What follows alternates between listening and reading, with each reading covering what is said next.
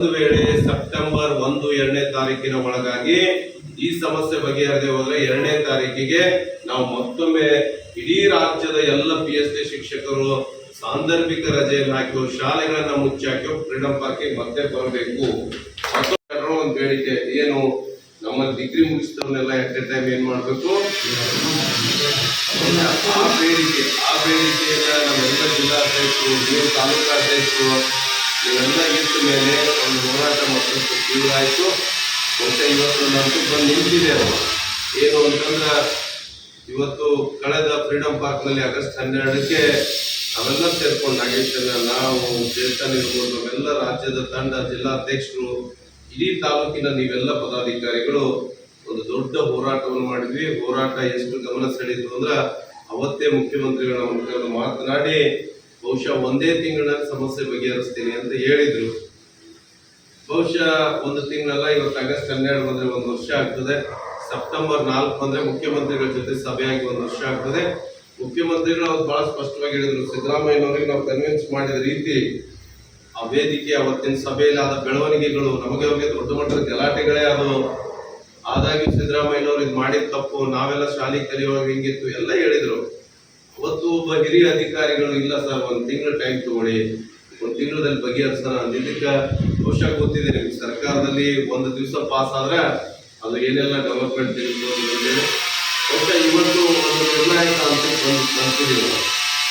ನಮ್ಮದೇ ಆದಂಥ ಸ್ಪಷ್ಟವಾದ ಬೇಡಿಕೆಯನ್ನು ತೆಗೆದುಕೊಂಡಿದ್ದಾರೆ. ಏನು ಅಂತಂದ್ರೆ ನಮ್ಮಲ್ಲಿ 59 ಸ್ಥಾನಗಳ ಡಿಗ್ರಿ ಮುಗಿಸ್ಕೊಂಡಿದ್ವಿ, ಎಲ್ಲರಿಗೂ ಒಂದೊಂದು ಇನ್ಕ್ರಿಮೆಂಟ್ ಕೊಡಬೇಕು. ಅವ್ರಿಗೆ ಈ 1ರಿಂದ 7 ಪಾಠ ಮಾಡ್ತಿದ್ರು, ಅದನ್ನ ಆಸ್ ಇಟ್ ಇಸ್ ಕನ್ಸಿಡರ್ ಮಾಡಬೇಕು ಅಂತ ಹೇಳಿದೀವಿ. ಬಹುಶಃ ಯಾವ ಇಲಾಖೆಯಲ್ಲೂ ಆಗದೇ ಇರ್ತಕ್ಕಂಥ ಐತಿಹಾಸಿಕ ತೀರ್ಮಾನ. ಕಾನೂನು ಇಲಾಖೆ ನಿಮ್ಮನ್ನ 1ರಿಂದ 5 ಮಾಡಿ ತಪ್ಪಂತ ಹೇಳಿದ್ವಿ.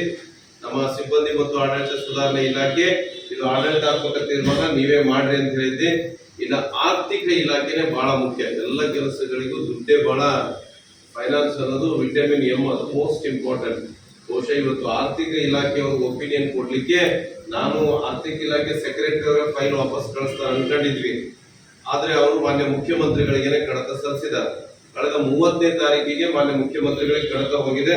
ನಾವು ನಿರಂತರವಾಗಿ ಫಾಲೋ ಅಪ್ ಮಾಡ್ತಾ ಇದ್ದೀವಿ.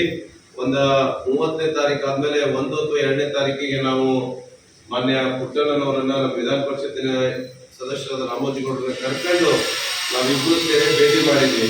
CM ಅವರು ನಿಮಗೆ ಗೊತ್ತಿದೆ, ಇತ್ತೀಚೆಗೆ ಪ್ರತಿ ಶಾಸಕರ ಜೊತೆ ಸಭೆ ಮಾಡ್ತಾ ಇದ್ದಾರೆ, ಪ್ರತಿ ಜಿಲ್ಲಾವಾರು ಸಭೆಗಳನ್ನ ಮಾಡ್ತಾ ಇರೋದ್ರಿಂದ ಒಂದಿಷ್ಟು ಆ ಕಡತಗಳನ್ನ ನೋಡ್ಲಿಕ್ಕೆ ಒಂದಿಷ್ಟು ಸಮಯ ತೆಗೆದಾಗಿದೆ. ಬಹುಶಃ ಇವತ್ತು ನಾಳೆ ನಾವು ನಿರಂತರ ಫಾಲೋ ಅಪ್ ಮಾಡ್ತಾ ಇದ್ದೀವಿ. ಆ ಮಾನ್ಯ ಮುಖ್ಯಮಂತ್ರಿಗಳ ಒಪಿನಿಯನ್ ಬಂದ ತಕ್ಷಣ ಕನಿಷ್ಠ ಈ 15 ದಿವಸದ ಕ್ಯಾಬಿನೆಟ್ ತಂದು ಅಪ್ರೂವ್ ಮಾಡಿಸ್ಬೇಕು ಅಂತಕ್ಕಂಥ ತೀರ್ಮಾನಕ್ಕೆ ಬರ್ತಾ ಇದ್ದೀವಿ. ಒಂದು ವೇಳೆ ನಾವು ತೀರ್ಮಾನ ಮಾಡಿದ್ದೀವಿ, ನಾಳೆ ನಾಡಿದ್ದು ಒಂದು ನಮ್ಮ ಜಿಲ್ಲಾಧ್ಯಕ್ಷ ಕಾರ್ಯದರ್ಶಿಗಳ ಸಭೆ ಮಾಡ್ತೀವಿ. ಎಲ್ಲ ವಿಭಾಗಗಳಲ್ಲಿ ಸಭೆ ಮಾಡ್ತಾ ಇದ್ದೀವಿ. ಧಾರವಾಡದಲ್ಲಿ ಸಭೆಯನ್ನ ಮುಗಿಸಿದೀವಿ. ಶಾರ್ಟ್ಲಿ ನಾವು ಮೈಸೂರಿನ ಸಭೆ ಮಾಡ್ಲಿಕ್ಕೆ ನಮ್ಮ ನಾಗೇಶನ್ನ ಮಂಡ್ಯದಲ್ಲಿ ಮಾಡ್ಬೇಕು ಅಂತಿದ್ರು, ಅವ್ರ ಜೊತೆ ಕೂಡ ಚರ್ಚೆ ಮಾಡ್ತೇವೆ.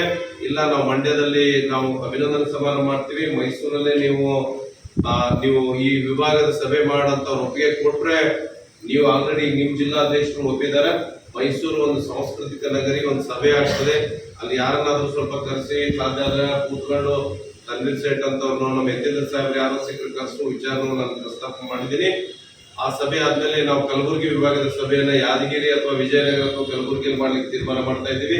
ಬೆಂಗಳೂರಿನ ಸಭೆಯನ್ನ ಬೆಂಗಳೂರಿನ ಗ್ರಾಮಾಂತರದಲ್ಲಿ ಸಭೆ ಮಾಡಿ ಈ ರಾಜ್ಯದ 3,500 ಸಾವಿರ ಪದಾಧಿಕಾರಿಗಳಿಗೆ ಏನ್ ನಡೀತಾ ಇದೆ ಅಂತ ಮಾಹಿತಿ ಕೊಟ್ಟು 12ನೇ ತಾರೀಕಿಗೆ ನಾವು ಸರ್ಕಾರಕ್ಕೆ ಒಂದು ಮೆಸೇಜ್ ಅನ್ನ ಕೊಡ್ತೀವಿ. ನಿಮ್ಗೆ ಇಲ್ಲಿಂದ ನಿರ್ದೇಶನ ಹೋಗ್ತದೆ, ಪ್ರತಿ ತಾಲೂಕುಗಳಲ್ಲಿ ಏನ್ ಮಾಡ್ಬೇಕು, ಪ್ರತಿ ಜಿಲ್ಲೆಯಲ್ಲಿ ಏನ್ ಮಾಡ್ಬೇಕು. ಮಾತು ಕೊಟ್ಟಿತ್ತು ಸರ್ಕಾರ 30 ದಿನಗಳಲ್ಲಿ ಬಗೆಹರಿಸ್ತೀನಿ ಅಂತ ಹೇಳಿ 365 ದಿನ ಆದ್ರೂ ಬಗೆಹರಿದಿಲ್ಲ. ಸೊ ಸರ್ಕಾರ ನೀವು ಮಾತು ಕೊಟ್ಟಿದ್ದನ್ನು ಸರ್ಕಾರಕ್ಕೆ ಇನ್ನೊಮ್ಮೆ ನೆನಪು ಮಾಡಿಕೊಡ್ತೇವೆ. ಒಂದು ವೇಳೆ ಸೆಪ್ಟೆಂಬರ್ 1-2ನೇ ತಾರೀಕಿನ ಒಳಗಾಗಿ ಈ ಸಮಸ್ಯೆ ಬಗೆಹರದೆ ಹೋದ್ರೆ 2ನೇ ತಾರೀಕಿಗೆ ನಾವು ಮತ್ತೊಮ್ಮೆ ಇಡೀ ರಾಜ್ಯದ ಎಲ್ಲ PhD ಶಿಕ್ಷಕರು ಸಾಂದರ್ಭಿಕ ರಜೆಯನ್ನು ಹಾಕಿ ಶಾಲೆಗಳನ್ನ ಮುಚ್ಚಾಕಿ ಫ್ರೀಡಂ ಪಾರ್ಕಿಗೆ ಮತ್ತೆ ಬರಬೇಕು. ಮತ್ತೊಂದು ಹೋರಾಟಕ್ಕೆ ಆಗ್ತಾ ಇದ್ದೀವಿ. ಅವತ್ತೊಂದು ತೀರ್ಮಾನ ಮಾಡ್ತೀವಿ. ನಾವು ಏನು, ನಾವಿನ್ಮೇಲೆ 1ರಿಂದ 5 ಪಾಠ ಮಾಡ್ತೀವಿ, 6ರಿಂದ 8ಕ್ಕೆ ನಾವು 1 ವರ್ಷ ಟೈಮ್ ಕೊಟ್ಟಿವಿ. ನಿಮ್ಗೆ ಮಕ್ಕಳ ದೃಷ್ಟಿಯಿಂದ ತೀರ್ಮಾನ ಮಾಡ್ತೀವಿ. ಮರುದಿವ್ಸ ಎಲ್ಲರೂ ಕೂಡ ಹೋಗಿ ಶಾಲೆಯಲ್ಲಿ 1ರಿಂದ 5 ಪಾಠ ಮಾಡ್ತಾರ. ಆದ್ರೆ ನಾವು ನೀವೆಲ್ಲ ಸಿದ್ಧರಾಗ್ಬೇಕು ಮಾನಸಿಕವಾಗಿ. ನಾವು 2ನೇ ತಾರೀಕಿನಿಂದ ಅಹೋರಾತ್ರಿ ಫ್ರೀಡಂ ಪಾರ್ಕ್ ನಲ್ಲಿ 50 ಆಯ್ಕೆಯಾಗಿರ್ತಕ್ಕಂಥ 50 ಶಿಕ್ಷಕರ ಹಿತ ಕಾಪಾಡೋರೆಲ್ಲರೂ ಫ್ರೀಡಂ ಪಾರ್ಕ್ ನಲ್ಲಿ ಡೇ ಅಂಡ್ ನೈಟ್ ಮಲ್ಕೊಂಡು ಅಲ್ಲೇ ಹೋರಾಟ ಮಾಡ್ತಕ್ಕಂಥ ತೀರ್ಮಾನ ಮಾಡೋರಿದ್ದೀವಿ. ಬಹುಶಃ ಸೆಪ್ಟೆಂಬರ್ 5 ಅನಿವಾರ್ಯ ಆದ ಸರ್ಕಾರ ನಮ್ಮ ಬೇಡಿಕೆ ಈಡೇರಿಸದೆ ಹೋದ್ರ ಶಿಕ್ಷಕರ ದಿನಾಚರಣೆಯನ್ನು ನಾವೆಲ್ಲ ಸೇರ್ಕೊಂಡು ಈ ಸಲ ವಿಶಿಷ್ಟ ಅವಕಾಶ ಫ್ರೀಡಂ ಪಾರ್ಕ್ ನಲ್ಲೇ ಆಚರಣೆ ಮಾಡ್ತಕ್ಕಂಥ ಕೆಲಸವನ್ನ ಮಾಡ್ತಕ್ಕಂಥ ತೀರ್ಮಾನವನ್ನ ಶಾರ್ಟ್ಲಿ ನಿಮ್ಗೆ ನಮ್ಮ ಕಾರ್ಯಕಾರಿ ಸಮಿತಿ ಸಭೆ ಕರೆದು ಈ ಎಲ್ಲ ಅಂಶಗಳನ್ನ ಮಂಡಿಸಿ ಅವರ ಅಭಿಪ್ರಾಯಗಳನ್ನ ತೆಗೆದುಕೊಂಡು ಏನಾದ್ರೂ ಈ ಹೋರಾಟದ ರೂಪುರೇಷೆಗಳಲ್ಲಿ ಬದಲಾವಣೆ ಮಾಡೋದಾದ್ರೂ ಮಾಡಿ ನಿಮ್ಗೆ ತಕ್ಷಣ ನಿರ್ದೇಶನವನ್ನ ಕೊಡ್ತಕ್ಕಂಥ ಕೆಲಸವನ್ನ ಮಾಡ್ತೇವೆ ಅಂತಕ್ಕಂಥದ್ದನ್ನ. ಅದೇ ಸಂದರ್ಭದಲ್ಲಿ ನಮ್ಮ ಮೇಲಾಗ್ತಕ್ಕಂಥ ಒತ್ತಡಗಳು ನಿಮಗ್ ಗೊತ್ತಿದೆ. ಇವತ್ತು BLO ಡ್ಯೂಟಿ ಮೊದಲು 20,000 ಜನ ತೆಗೆದುಕೊಳ್ತಿದ್ರು, ಈಗ 40,000 ರಿಂದ 50,000 ಜನ ತೆಗೆದುಕೊಳ್ತಾ ಇದ್ದಾರೆ. ಎಲ್ಲಾ ಡಿಪಾರ್ಟ್ಮೆಂಟ್ ಅನ್ನ ತೆಗೆದುಕೊಳ್ಳಿಕ್ಕೆ ನಾವು ಡೈರೆಕ್ಷನ್ ಕೊಡಿಸ್ತಾ ಇದೀವಿ ಸ್ಯಾಲರಿ ರಾಜೇಶ್ ಮೇಡಮ್ ಇಂದ. ನೀವು ಹೇಳ್ದಂಗೆ ಪದಾಧಿಕಾರಿಗಳಿಗೆ ವಿನಾಯಿತಿ ಕೊಡ್ಲಿಕ್ಕೆ ನೌಕರ ಸಂಘದಿಂದ ಪದಾಧಿಕಾರಿಗಳಿಗೆ ವಿನಾಯಿತಿ ಕೊಟ್ರೆ ನಮಗೂ ಕೂಡ ಕೊಡ್ಲೇಬೇಕು, ಕೊಡಿಸ್ತೀವಿ.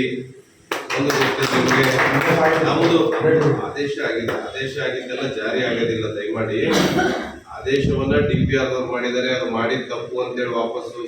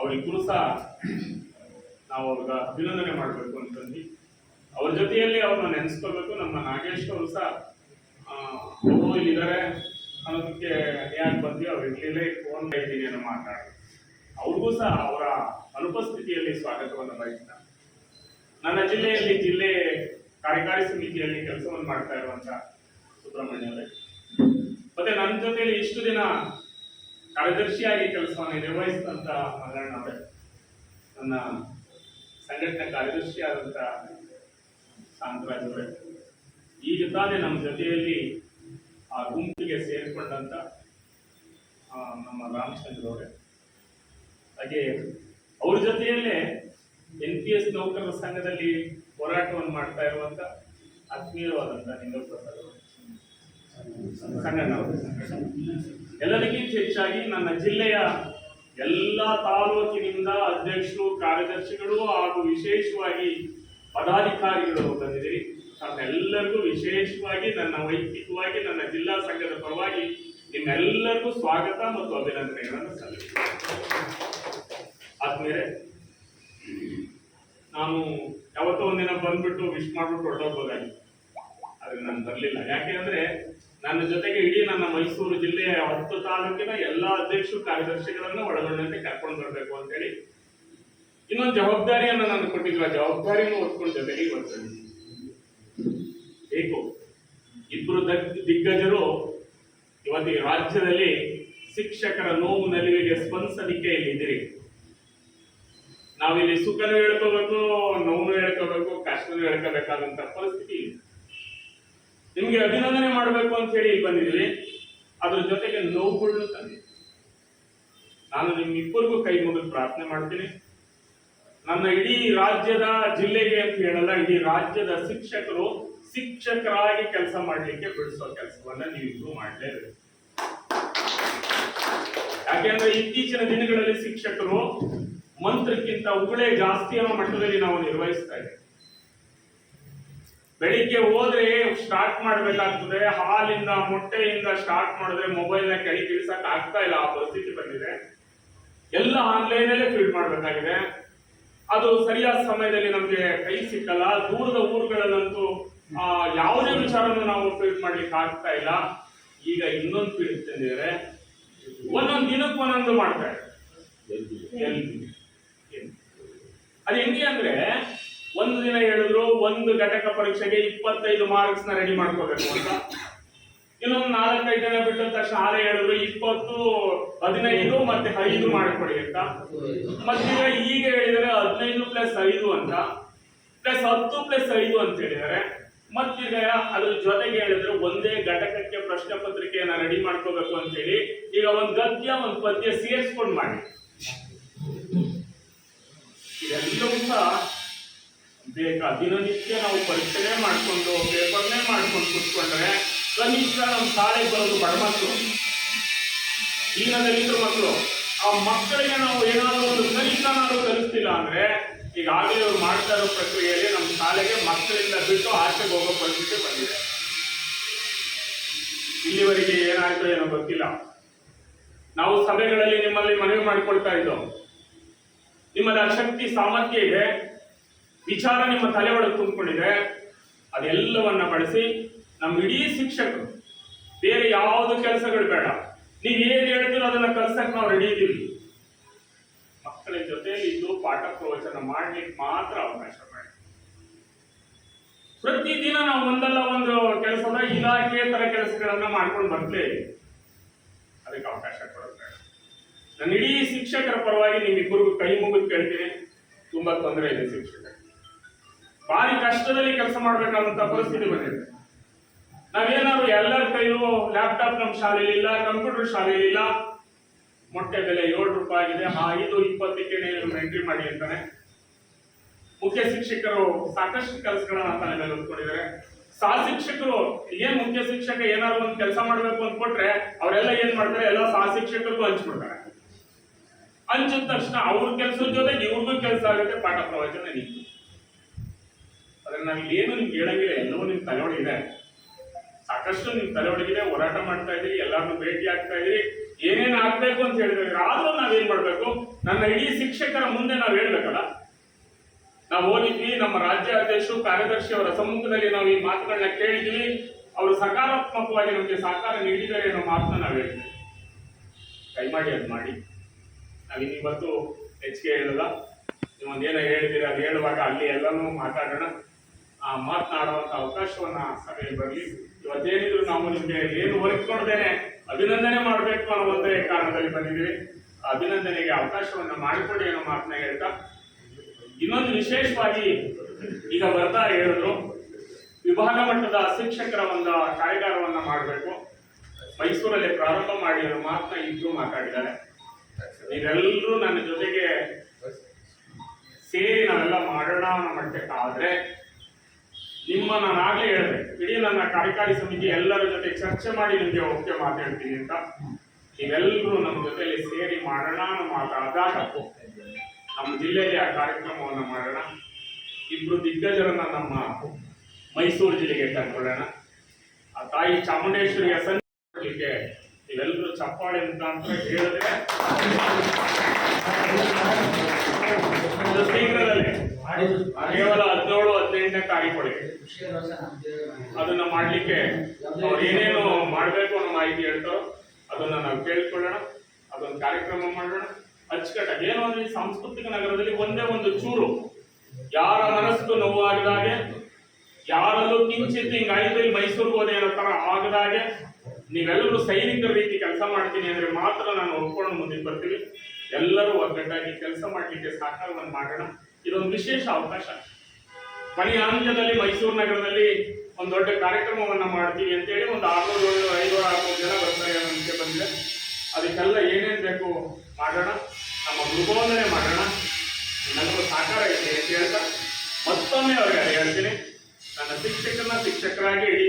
ಈಗಾಗಲೇ ನೋವಿನ ಸಂಗತಿ, ನಮ್ಮ ನರಸೀಪುರದಲ್ಲಿ ಒಂದು ಹೆಣ್ಮಗು ಪಾಪ ಅವಳ ತಂದೆಗೆ ತುಂಬಾ ಹುಷಾರಿದ್ದೇನೆ, ಸುಮಾರು 12 ವರ್ಷದಿಂದ ಬೆಡ್ ಇಡ BLO ಕೆಲಸಕ್ಕೆ ಹಾಕಿದ್ದಾರೆ.